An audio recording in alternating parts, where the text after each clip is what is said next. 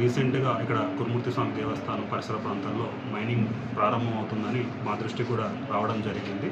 గతంలో కొంత మైనింగ్ జరిగి ఆగిపోయిన విషయం అందరికీ తెలిసినదే. మళ్ళీ ప్రస్తుతం ఇప్పుడు తవ్వకాలు చేయాలనేది ఏదో నడుస్తూ ఉన్నట్టు మాకు వివిధ పత్రికల్లో నేను కూడా చదవడం జరిగింది.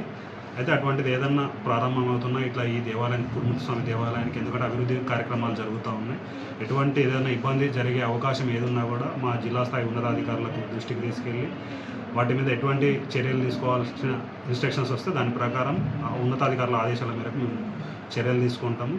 దేవాలయానికి నష్టం జరిగే విధమైన ఏ విధమైన చర్యలు ఉన్నా కూడా వాటిని మేము పూర్తిగా వ్యతిరేకిస్తామని తెలియజేస్తున్నాను. సార్ ఆల్రెడీ పని నడుస్తుంది కదా, ఇప్పుడు వీళ్ళు వచ్చి ధర్నాలో ఉన్నప్పుడే మీకు తెలుస్తుంది. పని అంటే మా కన్సర్న్ అయితే ఇంతవరకు ఏమీ తీసుకోలేదు.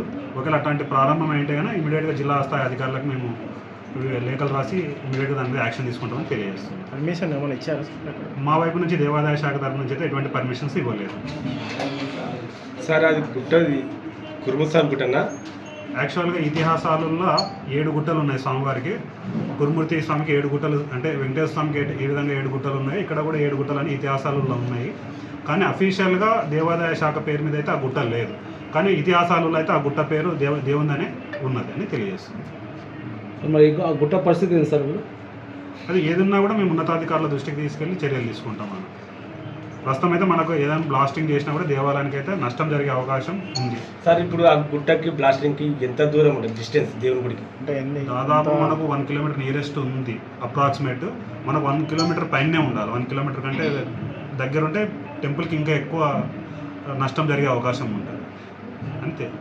ఇప్పుడు నష్టం లేదా సార్? బ్లాస్టింగ్ జరిగితే ఖచ్చితంగా నష్టం అవుతుంది. టెంపుల్కి అదురుతుంది కదా, గుట్టలు కూడా రాళ్ళు కూడా ఉన్నాయి కదా. కాబట్టి మేము కూడా ఉన్నతాధికారులు మా ఏడీ మైన్స్ గారికి, కలెక్టర్ మేడం దృష్టికి తీసుకెళ్తామని తెలియజేస్తాం. ఇంతవరకు అయితే మీ దృష్టికి రాలేదు. స్టార్ట్ అవుతుంది, ఆల్రెడీ అయినవి, చాలా సార్లు అయినవి. ఇప్పుడు మీ ద్వారా నోటీస్ వచ్చింది కాబట్టి ఇమీడియట్గా జిల్లా స్థాయి ఉన్నతాధికారులకు వాళ్ళకు. సార్ మైనింగ్ ఎప్పుడు స్టార్ట్ అయింది సార్? లాస్ట్ 3 years నుంచి బందే ఉంది. ఇప్పుడు రీసెంట్గా 2-3 days నుంచే ఇది స్టార్ట్ అవుతుంది. అప్పుడు మీరు ఏమైనా కంప్లైంట్ చేశారా? ఇప్పుడు గతంలో ఉన్న ఈ ఊళ్ళో నేను వచ్చినాక ఎప్పుడు జరగలేదు. ఇప్పుడు మళ్ళీ స్టార్ట్ అవుతుంది కాబట్టి కంపల్సరీ జిల్లా స్థాయి ఉన్నతాధికారులకు తీసుకెళ్తామని చెప్తాను. సార్ ఈవోగా ఇప్పుడు మీరు ఈ టెంపుల్ నుంచి పర్మిషన్ ఇవ్వాల్సిందేనా? ఇవ్వకుండా కూడా ఏం ఇబ్బంది లేదు? పర్మిషన్స్ అంటే అఫీషియల్గా ఉండవు. కానీ మనకు మైనింగ్ జరిగితే మన టెంపుల్కి నష్టం వాటిల్లే అవకాశం ఉంది కాబట్టి మనం అబ్జెక్షన్స్ రైజ్ చేసుకోవచ్చు. నష్టం జరిగే అవకాశం ఉంటే మాత్రం ఖచ్చితంగా మనం అబ్జెక్షన్స్ పెడతాం. ఎందుకంటే టెంపుల్ కొన్ని కోట్ల మంది భక్తులకు సంబంధించిన అనుభవాలకు సంబంధించిన విషయం కాబట్టి కంపల్సరీ అబ్జెక్షన్స్ చేయాల్సి ఉంటుంది. వాళ్ళు ఏమంటారు అంటే ఈవో కుమ్మక్కై చైర్మన్ పర్మిషన్స్ కాదు కాబట్టి మేము పర్మిషన్స్ ఇచ్చే అవకాశం లేదు. ఎంతసేపు ఉన్నా మాకు ఆ బ్లాస్టింగ్ వల్ల దేవాలయానికి నష్టం జరుగుతుంది కాబట్టి మేము మా వైపు నుంచి అబ్జెక్షన్స్ తెలియజేసే అవకాశం మా వైపు నుంచి తీసుకెళ్తాం. ఇప్పుడు రీసెంట్గా మా దృష్టికి వచ్చింది, ప్రజాప్రతినిధుల సార్ దృష్టికి కూడా తీసుకెళ్ళి దాని మీద ఏమి చర్యలు తీసుకోవాలని చెప్తే దాని ప్రకారం మేము చర్యలు తీసుకోవాలి.